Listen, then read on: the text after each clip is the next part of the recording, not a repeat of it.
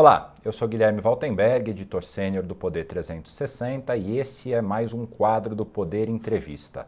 Hoje nós temos com a gente Luiz Felipe Dávila. Ele é o fundador e presidente do CLP, o Centro de Liderança Pública, que prepara gestores públicos e cria uma série de indicadores para avaliar o trabalho desses gestores uma vez investidos no cargo. Hoje nós vamos falar sobre pandemia e sobre reforma, sobretudo com a nova configuração do Legislativo definida pelas eleições dos novos presidentes da Câmara e do Senado. Luiz Felipe, muito obrigado pela sua presença aqui com a gente hoje.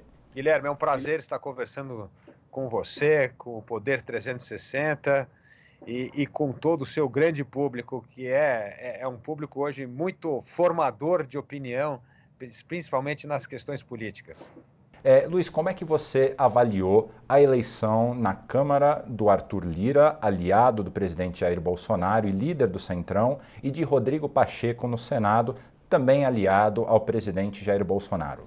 Bom, primeiro, evidentemente, o governo entrou para valer nessa eleição das presidências da Câmara e do Senado para eleger os seus favoritos e saiu vitorioso. E essa vitória custou, inclusive, o racha nos grandes partidos, como o DEM e o PSDB, né, por um lado. E eu acho que agora a grande prova, uma vez terminada a eleição, Guilherme, é se esse parlamento será independente e terá força suficiente para levar à frente, adiante, as grandes reformas que o Brasil precisa. É imprescindível não continuar adiando a votação das reformas administrativa, reforma tributária e várias PECs importantes para reduzir a insegurança jurídica no país e para abrir a economia para o investimento, principalmente em infraestrutura. Então, a pauta do país está dada. Agora, se o Congresso vai pender unicamente para o fisiologismo ou se vai pender pela defesa dos interesses nacionais e dessa pauta reformista que o Brasil não tem mais tempo a perder, isso vai depender muito da atuação dos dois presidentes. Então, o primeiro teste de independência do parlamento será percebido logo agora, nas próximas 2 semanas, qual é a pauta que os presidentes da Câmara e do Senado colocarão em votação. Hoje, nessa quarta-feira, no primeiro discurso do Rodrigo Pacheco e também do Arthur Lira, eles fizeram um discurso conjunto, eles elencaram as prioridades. Entre elas, eles destacaram a PEC emergencial, a reforma administrativa e a reforma tributária. Foi bem lido pelo mercado e a Bolsa teve uma alta em função dessas falas deles, né? Como você avaliou? É possível dizer que eles vão priorizar as reformas agora, a partir da nova administração? Bom, como nós sempre dissemos, né, o diabo está nos detalhes, né? A PEC emergencial precisa vir com os gatilhos, porque se não tiver os gatilhos, nós também não temos, esvaziamos a PEC emergencial. A reforma administrativa tem de ser votada a proposta que está no Congresso e não enviada pelo governo, que praticamente faz valer as regras apenas para os funcionários públicos que ingressarão na carreira e deixará de lado aqueles que já estão na carreira. Isso vai criar, evidentemente, um flanco de insegurança jurídica, de judicialização, que pode, na verdade, trazer um efeito negativo em relação à reforma. E a reforma tributária é a mesma coisa. Nós precisamos ver como conciliar os princípios da PEC 45 e da PEC 110 para ter uma proposta coesa e que é muito melhor também do que o projeto apresentado pelo governo. Ou seja, é, de novo, uma declaração de intenções. O que nós queremos ver agora é quais são as medidas que serão votadas, quais são os projetos que serão votados, portanto, a relatoria desses projetos é muito importante para nós sentirmos um pouco a temperatura se o parlamento vai caminhar para o lado certo, ou seja, as reformas mais profundas, ou se vai aprovar coisas mais cosméticas que não ajudará em nada a avançar a pauta reformista do Brasil. No caso específico da reforma tributária, o relator é o Aguinaldo Ribeiro, que é bastante ligado ao ex-presidente da Câmara, o Rodrigo Maia, mas que é uma pessoa com trânsito em todos os partidos do Congresso. E hoje o Arthur Lira, ele falou que vai dar um prazo para os relatores apresentarem o relatório para, enfim, poder encaminhar com a votação. Você acha que isso daí foi um sinal positivo? Deu para dar uma impressão de que, de fato, vai acontecer a reforma? Bom, se realmente mantiver o relatório do deputado Aguinaldo, é muito melhor do que, como eu disse, a matéria do Congresso. Seria muito bom. O problema é que eu já vi boatos que podem substituir o relator na matéria, e isso é um péssimo sinal, né? Nessa altura do campeonato. Então, é muito importante seguir muito de perto os próximos movimentos do Congresso em todos os sentidos, nas escolhas da relatoria, que tipo de matéria vai ser votada, se os grandes pilares dessas reformas estarão contemplados ou não, né? Então, acho que é muito importante o que vai ocorrer nas próximas 2 semanas. Aí eu acho que o Poder 360, como sempre, tem um papel muito importante, ficar em cima e ver se o que está sendo falado está sendo cumprido. Com certeza, e a gente vai estar lá para acompanhar esse processo todo. Recentemente, o CLP fez um estudo, não é tão recente, mas é ainda bastante atual, elencando alguns dos principais pontos, algumas das principais reformas e leis a serem aprovadas, e o que garantiria até 2024, se eu não estou errado, um crescimento de aproximadamente 12% do PIB brasileiro.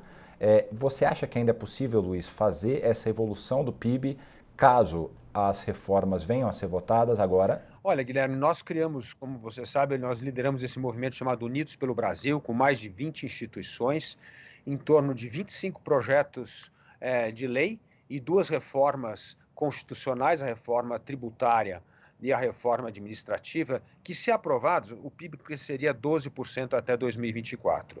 Essa seria uma notícia muito importante para o Brasil. Muitas dessas matérias de fato, já começaram a ser votados. Foi votado o marco do saneamento básico, que é muito importante, mas agora nós estamos esperando a regulamentação dessa lei, que é fundamental para a atração de investimentos, né? Nós aprovamos, estamos aí para votar também a lei do setor ferroviário, tem a lei do gás, e eu acho que, então, se nós avançarmos com essas pautas, vai ajudar muito a atrair investimento para o país, né? O país precisa urgentemente de investimento privado em infraestrutura para resolver esses gargalos de energia, portos, rodovia, saneamento.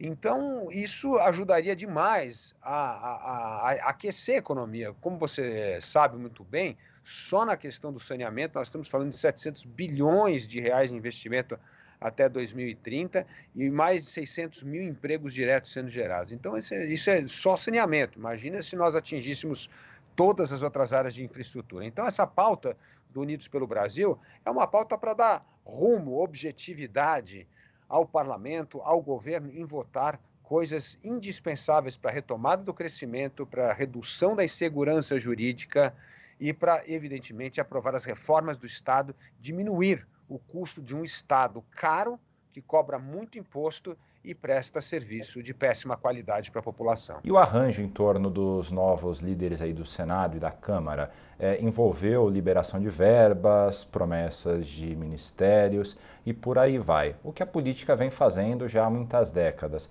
No entanto, a primeira ação do atual presidente da Câmara, Arthur Lira, foi cancelar o bloco do seu opositor Baleia Rossi. Isso gerou um descontentamento geral e houve uma série de ameaças de que, caso ele não mantivesse parte daquele grupo na composição da mesa, que é quem faz o gerenciamento da Câmara, dificilmente ele conseguiria aprovar medidas mais complexas como PECs, que necessitam de 2/3 da Câmara para serem aprovadas.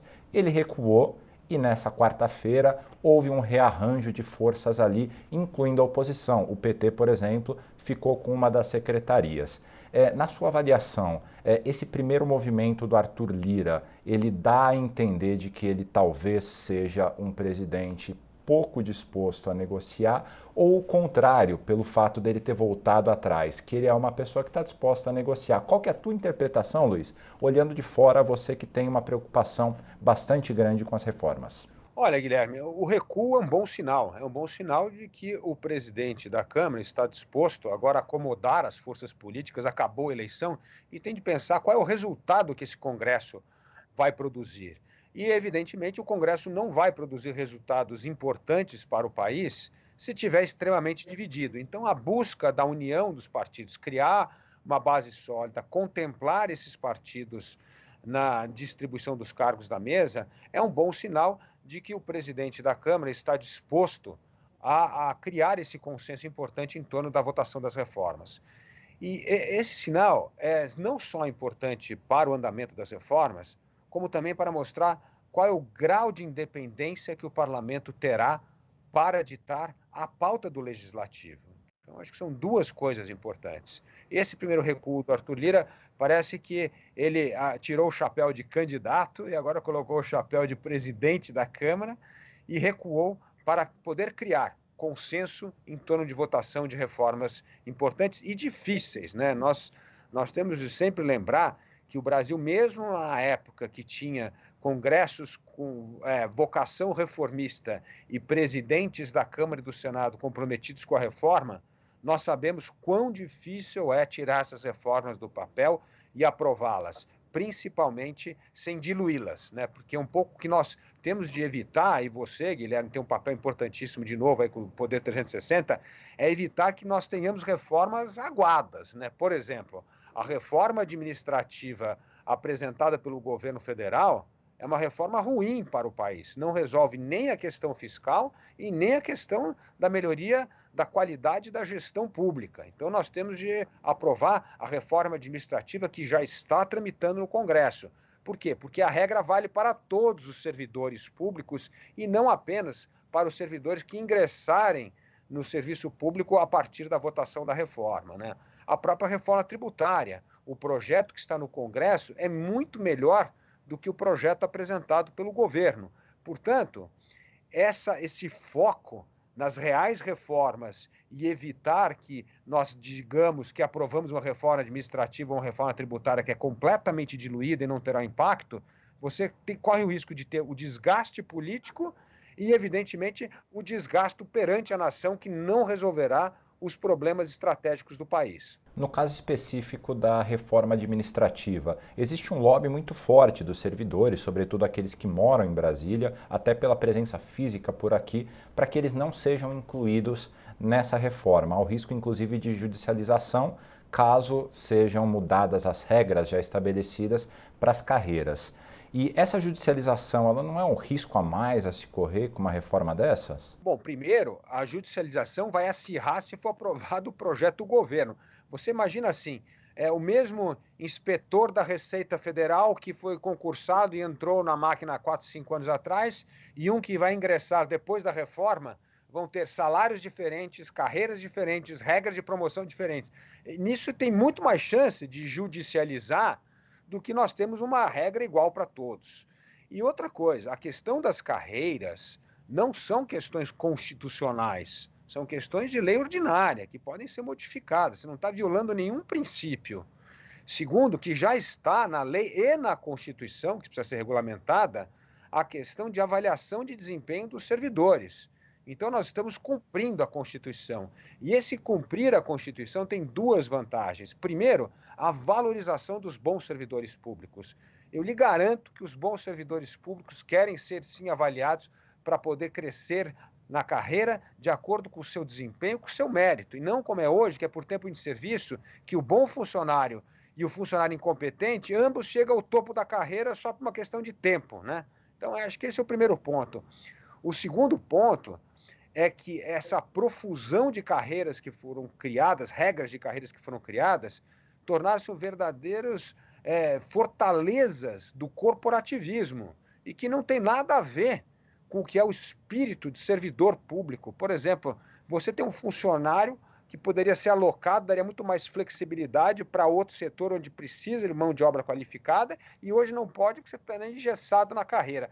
Portanto, nós precisamos sim de mais flexibilidade para dar espaço para crescimento da carreira baseado em mérito, valorização do bom servidor público e acabar com determinados feudos do corporativismo que não tem nada a ver com o resultado final. É a melhoria da qualidade do serviço público para a população. Alguns estados já chegaram a fazer, inclusive nesse mandato, no atual mandato dos governadores, algumas reformas bastante importantes. O estado de São Paulo passou a reforma previdenciária, a versão estadual, obviamente, fez uma reforma tributária, fez uma reforma administrativa. No Rio Grande do Sul, eles já fizeram a administrativa e a previdenciária e já estão nos trâmites da tributária. O que faltou para o governo federal nesses 2 primeiros anos de governo para que eles conseguissem avançar nas reformas?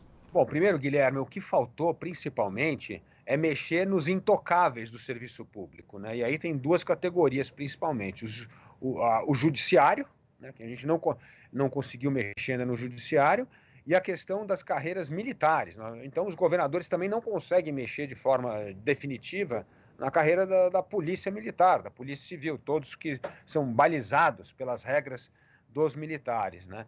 E isso acaba criando, de novo, duas categorias de servidor público. Você consegue enquadrar a maioria dos servidores na reforma administrativa, mas deixa de fora categorias que gozam de enormes privilégios. Então, nós precisamos, sim, da aprovação da reforma administrativa para poder padronizar estas regras, tanto para o judiciário quanto para as polícias e para as carreiras ditadas pelas regras militares, entendeu? Então, acho que isso é importante. E o segundo ponto, como você bem disse, os estados já avançaram bastante com reformas e precisam continuar avançando. Muitos estados ainda precisam fazer suas reformas administrativa, tributária e previdenciária. Agora, os municípios, é urgente os prefeitos que foram eleitos agora, que acabaram de assumir o mandato, enfrentar o problema da reforma previdenciária dos municípios imediatamente.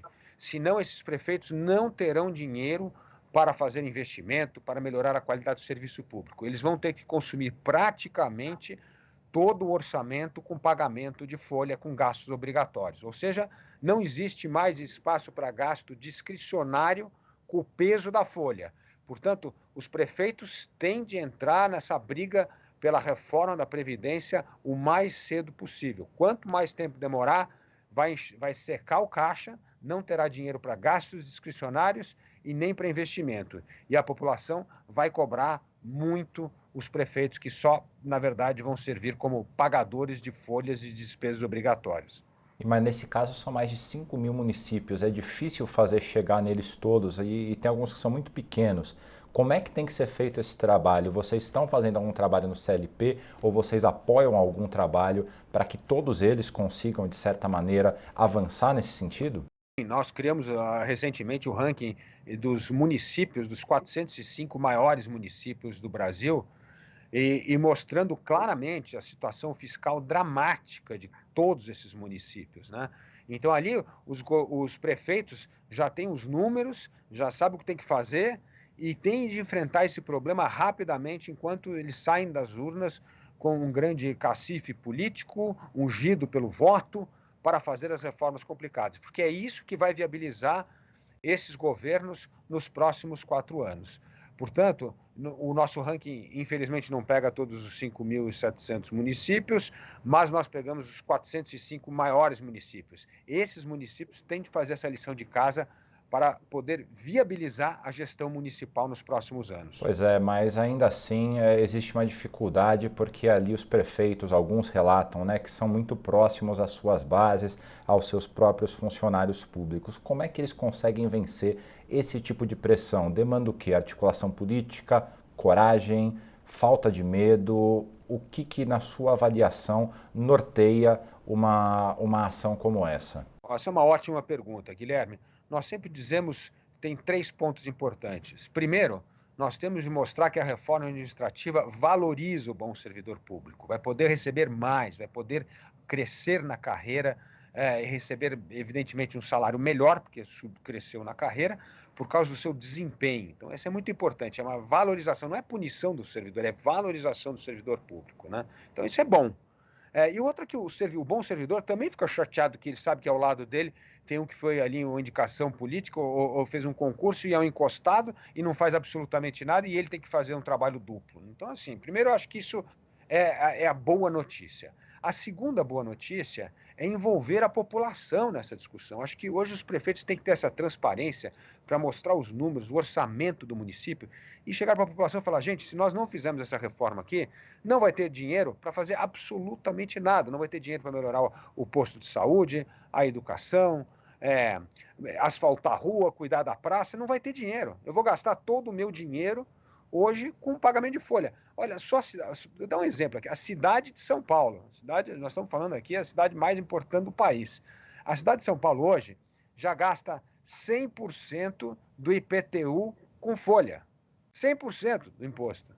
Então, assim, isso mostra que a cidade vai se tornando cada vez mais inviável.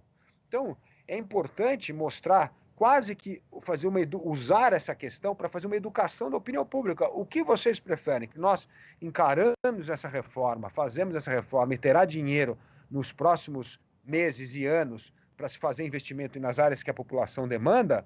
Ou nós apenas honramos o serviço público, o servidor público, e o resto da administração está comprometida? Porque é disso que se trata.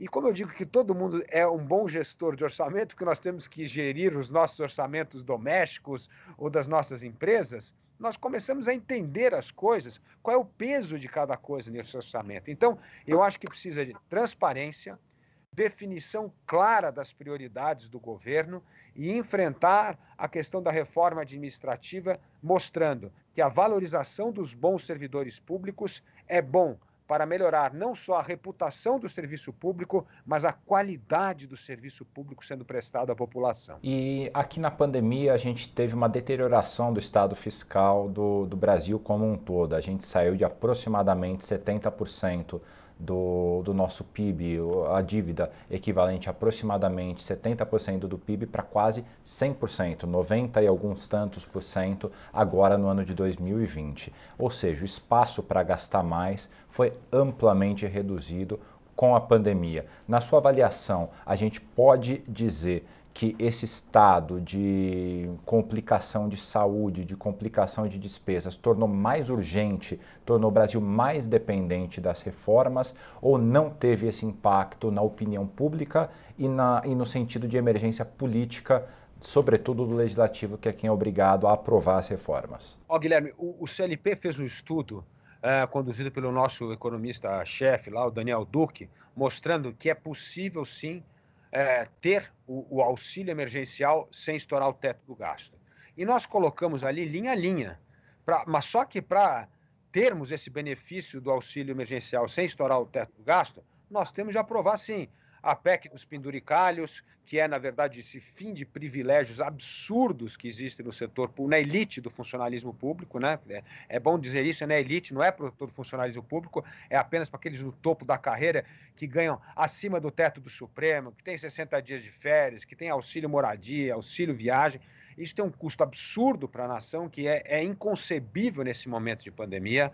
Temos de aprovar a reforma administrativa, temos de aprovar a PEC emergencial. O que nós fizemos? Nós elencamos cada uma dessas reformas, qual que é o impacto fiscal que terá se ela for aprovada, e com esse superávit, nós podemos financiar o programa de auxílio emergencial. Portanto, essa história de esclarecer para a população que é possível, sim, aprovar o benefício com responsabilidade fiscal, mas nós temos de combater privilégios, nós temos de fazer as reformas estruturantes e cada linha, de onde sai cada centavo para financiar esse programa, nós já apresentamos esse projeto ao Congresso Nacional, nós já apresentamos esse projeto à imprensa, portanto, tem ali um roteirinho perfeito de como é possível aprovar o auxílio emergencial respeitando o teto do gasto. E um pouquinho mais de detalhes, por favor, Luiz, de quanto que seria esse auxílio emergencial a partir dessas reformas? Teria como chegar nos mesmos R$600 que foi no ano passado, ou ele teria que ter um outro valor? Não, outro valor. Nós teríamos que falar aí em benefícios entre R$200 e R$250. Essa é a realidade. A Verde Asset, inclusive, fez um estudo de que o valor de R$200 é o valor que seria o suficiente para manter a renda, né? Que os R$600, no final das contas, acabou que aumentou a condição de vida, a situação de uma série de famílias no país. Então, quer dizer, se a gente aprovasse no país em quanto tempo as reformas que a gente pode falar assim, a partir de tal mês a gente já pode ter um Corona Voucher sem estourar o teto de gastos? Tem como fazer essa conta?